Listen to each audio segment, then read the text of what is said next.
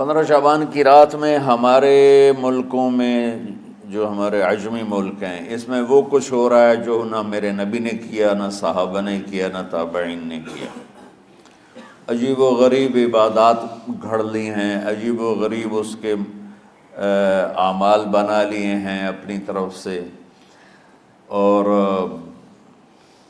مسجدیں بھری ہوتی ہیں اور روشنیاں لگی ہوتی ہیں اور آتش بازی ہو رہی ہوتی ہے۔ میرے نبی نے اس رات کی فضیلت بتائی، عمل کوئی نہیں بتایا۔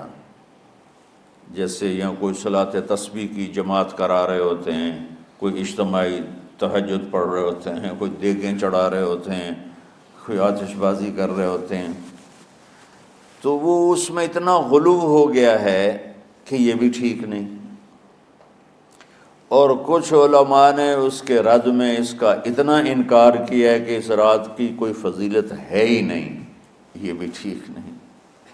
اس بیچ کا راستہ، اس رات کی فضیلت میں جتنی احادیث ہیں وہ ضعیف ہیں، لیکن اتنی کثرت سے ہیں کہ ان سب کا مل کر جمع ہو کر کم از کم وہ حسن لغیر ہی تک تو پہنچ جاتی ہیں۔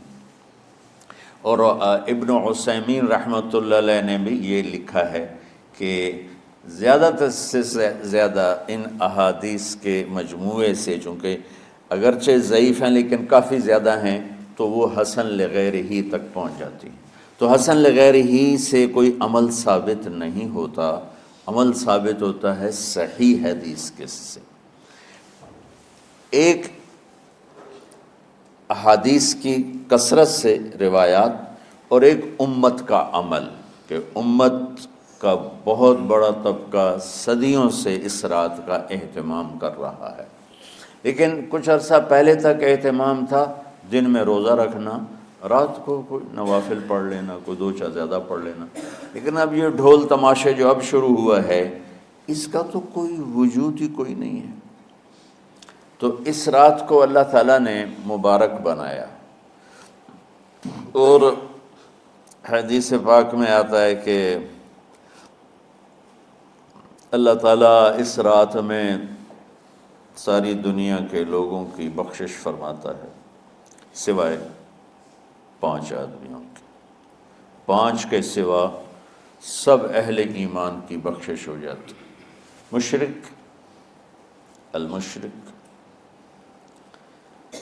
پہلا مشرک، دوسرا مشاحن، مشاحن کیسے کہتے ہیں؟ دل میں بغض رکھنے والا، کینہ رکھنے والا۔ تیسرا مسبل ازارہ، اپنے پاجامے شلوار چادر کو ٹخنوں سے نیچے تک لے جانے والا، لیکن ایک شرط کے ساتھ کہ وہ تکبر کی وجہ سے ہو، سستی کی وجہ سے ہے، غفلت کی وجہ سے ہے۔ چونکہ جب آپ نے ایک مرتبہ اس کے بارے میں بات کی تو حضرت ابوبکر صدیق نے کہا یا رسول اللہ، میری چادر، عرب چادر باندھتے تھے جیسے ہمارے پنجاب کا لباس چادر تھا، اب وہ کم ہو گئے۔ ہماری تو بزرگ عورتیں بھی اور مرد بھی سب چادر باندھتے تھے، شلوار کا تو کسی کو پتہ ہی نہیں ہوتا تھا ہمارے بچپن میں۔ یہ تو پھر آہستہ آہستہ جب تعلیم آئی تو شلوار دیہاتوں میں بھی اور شہروں میں عام ہو گئی۔ تو اگر وہ اس لیے لٹکا رہا ہے کہ طبیعت میں تکبر ہے، پھر اس وعید کا وہ حقدار ہے۔ اگر ویسے اس کی نیچے جا رہی ہے تو میرا مالک ایسا، وہ تو ہے ہی رحیم و کریم، ہے ہی رحیم و کریم، ہے ہی رحیم و کریم، صرف شلوار نیچے لٹکانے سے وہ اتنی شدید سزا دے۔ اگر اس کے پیچھے تکبر ہے، پھر ہے یہ تکبر نہیں ہے تو انشاءاللہ وہ اس سے محفوظ ہوگا۔ تو اپنی چادر کو لٹکانے والا، لیکن بشرط تکبر۔ کتنے ہو گئے؟ عاق لوالدیہ، ماں باپ کا نافرمان، نافرمان ایسا کہ دکھ دینے والا. چھوٹی موٹی اونچ نیچ تو ہر بچے سے ہو جاتی ہے، نہیں، جن نے والدین کو ٹکڑے ٹکڑے کر دیا ہو اور ان کو دکھ دے دے دے دے کے ان کا سینہ چیر دیا ہو، چونکہ آپ کہتے ہیں پرزے پرزے کرنا کسی چیز کو، تو اپنے دکھ دے کر اپنی بدتمیزی کے ساتھ اس نے ماں باپ کا دل زخمی کر دیا ہو، ایک یہ نہیں معاف ہوتا. پانچواں، مدمن خمر، مسلسل شراب پینے والا، مستقل جو شراب کا عادی ہو. ان پانچ کو مؤخر کر دیا جاتا ہے. معافی نہیں ہونے کا مطلب یہ نہیں کہ اللہ تعالیٰ کبھی معاف نہیں کرے گا. معافی نہ ہونے کا مطلب یہ ہے کہ یہ پانچ ایسے گناہ ہیں کہ اس کی وجہ سے بخشش رک جاتی ہے. اگر وہ شرک سے نکل آئے، وہ کینہ سے نکل آئے، وہ تکبر سے نکل آئے، وہ والدین کی نافرمانی سے نکل آئے، شراب چھوڑ دے، تو ان کی بھی بخشش ہو جاتی. جب کوئی توبہ کرے گا فوراً بخشش ہو جائے گی. نہ 15 شعبان کی ضرورت ہے، نہ لیلۃ القدر کی ضرورت ہے، نہ بیت اللہ جانے کے ساتھ توبہ کی شرط ہے. جہاں بھی وہ بیٹھ کے توبہ کرے گا، جس لمحے میں کرے گا، اسی وقت اس کی توبہ قبول ہوگی اور اللہ اس کے پچھلے سارے گناہوں کو معاف فرما دے گا.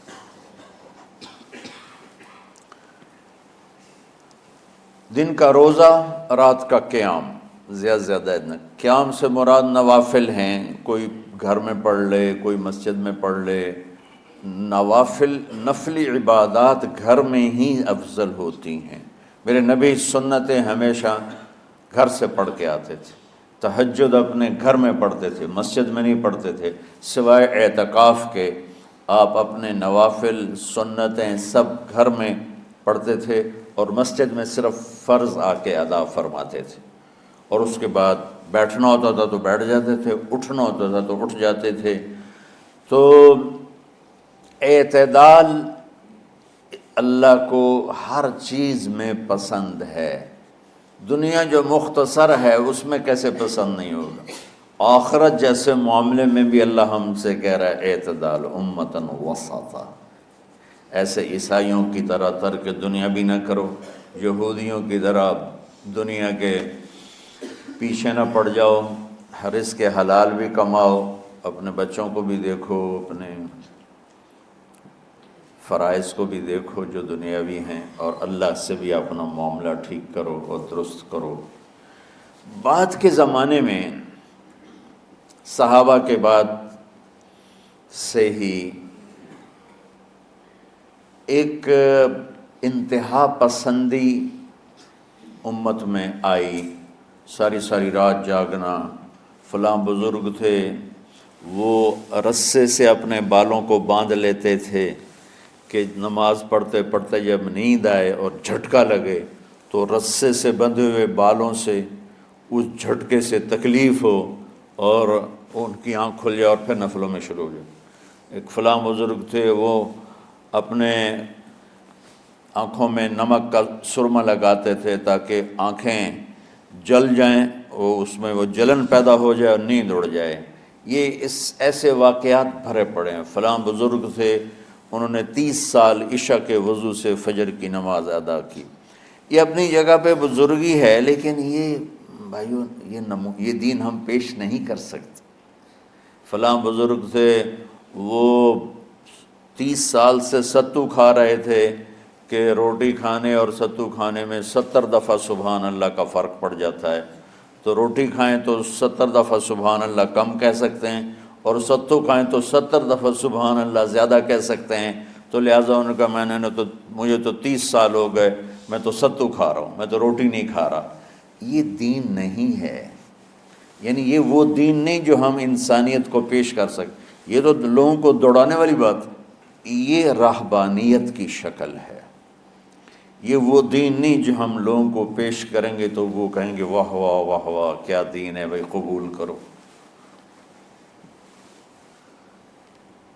یہ ایک قسم کا غلو آیا. میں ایک حدیث سناتا ہوں، بخاری شریف میں بھی ہے، مجھے اب ہر شے بھول گئی، لیکن وہ ہے نہی الغلو، اس طرح کر کے آپ لوگ زیادہ جانتے ہوں گے جو پڑھ رہے ہیں کہ غلو سے نہیں۔ حدیث آپ کو سب کو یاد ہوگی کہ 3 صحابہ آئے اللہ کے نبی کے گھر اور پوچھا کہ اللہ کے نبی رات کیسے گزارتے ہیں؟ تو گھر والوں نے کہا سوتے بھی ہیں، جاگتے بھی ہیں، کھاتے بھی ہیں۔ تو وہ تینوں آپس میں کہنے لگے وہ تو نبی ہیں، سوئیں بھی تو کوئی بات نہیں، اور شادی ہے کوئی بات نہیں، ہم تو نبی نہیں، ہمیں تو کچھ کرنا چاہیے۔ ایک نے کہا کہ میں ساری زندگی روزہ نہیں چھوڑوں گا، ایک نے کہا کہ میں ساری زندگی سوؤں گا نہیں، ایک نے کہا میں ساری زندگی شادی نہیں کروں گا۔ تو دیکھنے میں تو واہ واہ کیا بڑی بزرگی ہے بھائی، بڑے بزرگ ہیں۔ ہمارے نبی کو پتہ چلا آپ نے تینوں کو بلا لیا، کہا تم مجھ سے زیادہ اللہ سے ڈرنے والے ہو، میں تم سے انا اتقاکم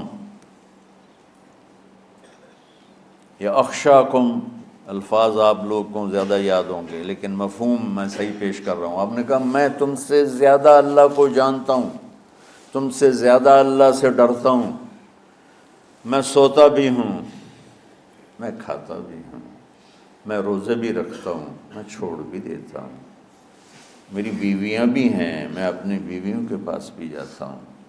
تم دین میں غلو سے بچو، پہلے امتوں کو ہلاک کر دیا دین میں غلو۔ دنیا میں غلو یعنی انتہا پسندی، ایکسٹریمسٹ ہونا، دنیا ہو یا دین ہو، دونوں میں اعتدال بچو، اللہ تعالیٰ کو پسند ہے۔